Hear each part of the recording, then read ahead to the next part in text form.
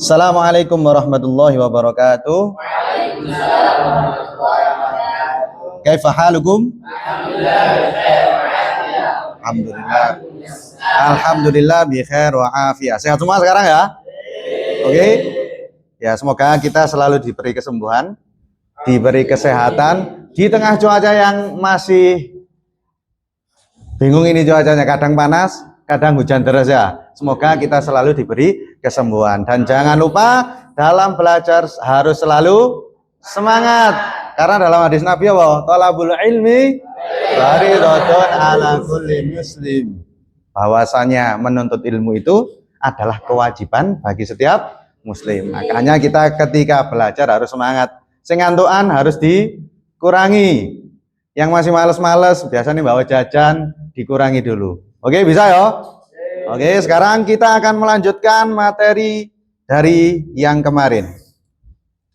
Pada materi yang kemarin, yang terakhir di bab 2 itu adalah seperti yang sudah ditampilkan di layar adalah riset sosiologi.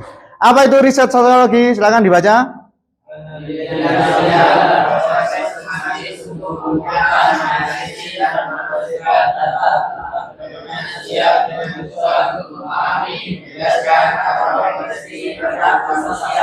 Seperti yang kita ketahui dulu pada awal-awal itu sosiologi adalah pelajaran yang mempelajari tentang siapa?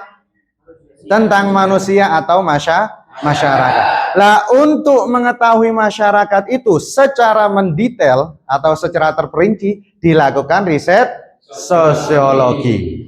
Riset atau penelitian. Apa gunanya? Agar bisa mendapatkan data yang pas dan bisa mendapatkan data yang tepat. Untuk mendapatkan datanya itu harus melakukan riset sosiologi. Jelas ya?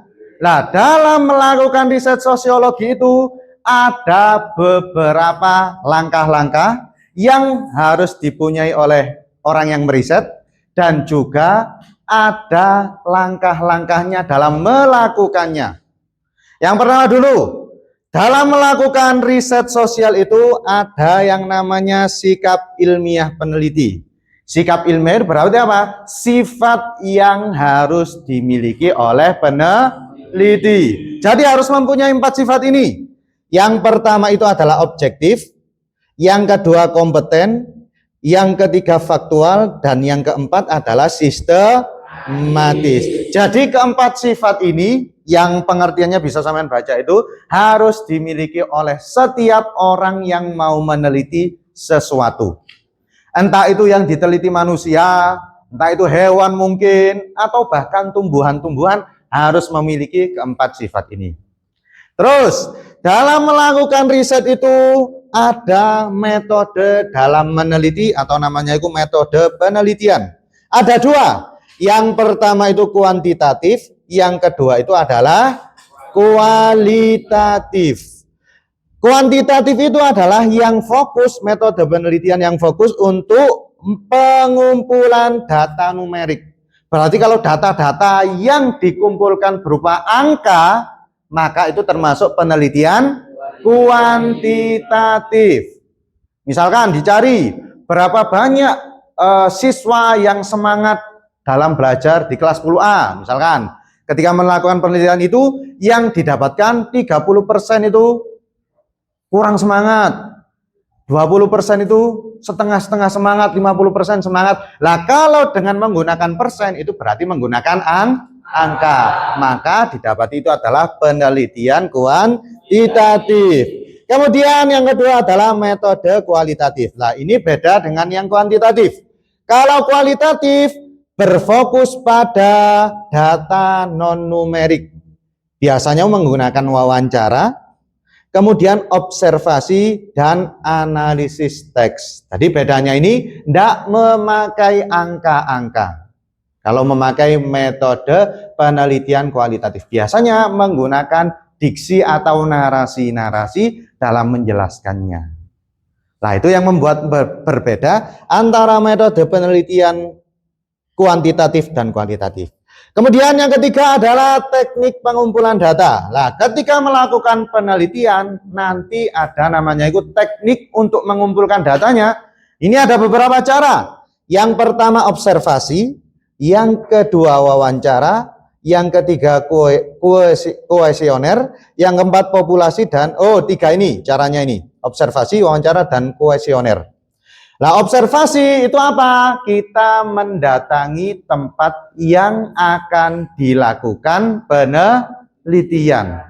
Jadi misalkan kalau ada orang luar, biasanya itu ada mahasiswa-mahasiswa yang ingin meneliti tentang pondok ini, maka mereka melakukan observasi dengan apa? Dengan datang dulu ke tempatnya. Itu observasi. Yang kedua wawancara. Wawancara itu apa? Tanya jawab antara yang meneliti dan juga yang diteliti untuk mendapatkan data yang pas. Kalau kuesioner biasanya itu berbentuk pertanyaan-pertanyaan yang sudah tertulis. Tadi kalau sama mendapatkan yang kuesioner, jawab-jawab tok, setuju, tidak setuju, kurang setuju, dan lain sebagainya. Jadi misalkan, kalau misalkan ada peneliti mau meneliti ini, biasanya menggunakan apa yang paling pas itu? Wawancara, observasi, apa kuesioner? Kalau di sini, paling enak itu memakai wawancara. Jadi metode teknik pengumpulan datanya itu tergantung dengan tempat yang diteliti. Misalkan atau mau meneliti daerah pantai sana, yang mana banyak yang tidak bisa membaca dan menulis. Maka apakah kuesioner pas untuk itu? Tidak, karena penduduk di sana kadang ada beberapa yang susah, yaitu baca dan tulis. Kalau di tempat yang bisa semuanya, ya terserah. Penelitinya mau memakai yang wawancara, observasi, atau kuesioner. Itu tergantung sama tempatnya dan juga peneliti. Terus ada yang namanya populasi dan sampel. Populasi dan sampel ini adalah objek yang diteliti. Populasi itu jumlah seluruh kelompok. Jadi misalkan populasi dalam kelas 10A ada berapa ini berarti semuanya satu kelas? 23. Jadi jumlah populasi di kelas 10A itu ada 23. Kalau sampel apa? Sampel itu jumlah yang lebih sedikit dari populasi. Jadi total semua sampel kalau ditotal dalam satu populasi berarti lebih sedikit populasi apa sampel? Lebih sampel. Karena sampel itu bagian dari populasi. Lah itu adalah penjelasan dari objek yang diteliti. Yang terakhir, jenis-jenis penelitian sosial. Yang pertama itu penelitian murni atau dasar, yang bertujuan mengembangkan ilmu pengetahuan tanpa memperhatikan kegunaan praktis langsung. Biasanya ini berkaitan dengan ilmu.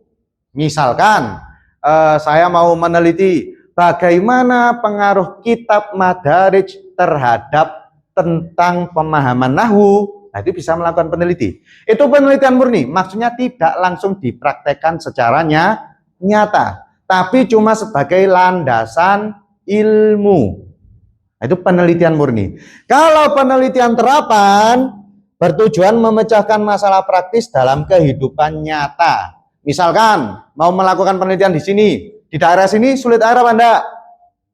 Agak sulit ya. Apa namanya, kadang kentekan air itu. Jadi orang-orang meneliti, ada yang meneliti di sini tempat mana yang paling berpeluang muncul air ketika dibangun sumur misalkan. Nah itu penelitian nyata, karena mencari sumurnya itu bentuk ada apanya? Ada perbuatannya. Yaitu yang membedakan. Kalau yang penelitian murni atau dasar ini sebagai landasan ilmu saja, kalau terapan ini dipraktekkan secara langsung. Bisa dipahami? Nah, jadi kalau misalkan orang luar mau meneliti di sini, bisa apa enggak? Ya bisa. Kalau ada objek atau sesuatu yang ingin diteliti. Ada yang mau ditanyakan? Enggak ada ya? Bisa dipahami semua?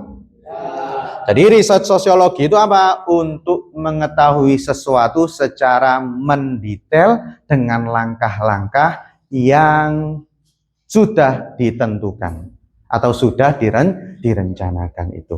Jadi boleh, semuanya itu boleh. Contohnya kayak kemarin, kasus yang apa? Yang viral di Trans 7 adalah apa? Penelitian sosial tentang kehidupan santri atau kehidupan di pondok pesantren. Kalau mau melakukan seperti itu, maka ya harus melakukan tahapan-tahap ini. Ada teknik pengumpulan datanya, ada metodenya, ada objeknya. Jadi seperti itu. Jadi kalau samen mau meneliti nanti, kalau misalkan samen mau kuliah atau iseng-iseng mau meneliti, misalkan kalau kasus-kasus yang ada di pondok, samen bisa melakukannya. Ya sudah, nggak ada pertanyaan? Nah, baik, saya kira cukup untuk pertemuan kali ini ya. Semoga dapat bermanfaat, semoga kita selalu bersemangat dalam belajar. Ya, kalau apa ya, itu setiap selesai belajar apa? Likulli syai'in zakatun wa zakatul ilmi at-ta'lim. Segala sesuatu itu ada zakatnya, dan zakatnya ilmu adalah belajar. Ya, mungkin cukup untuk pertemuan kali ini. Saya mohon maaf kalau ada banyak kesalahan, semoga dapat bermanfaat. Assalamualaikum warahmatullahi wabarakatuh.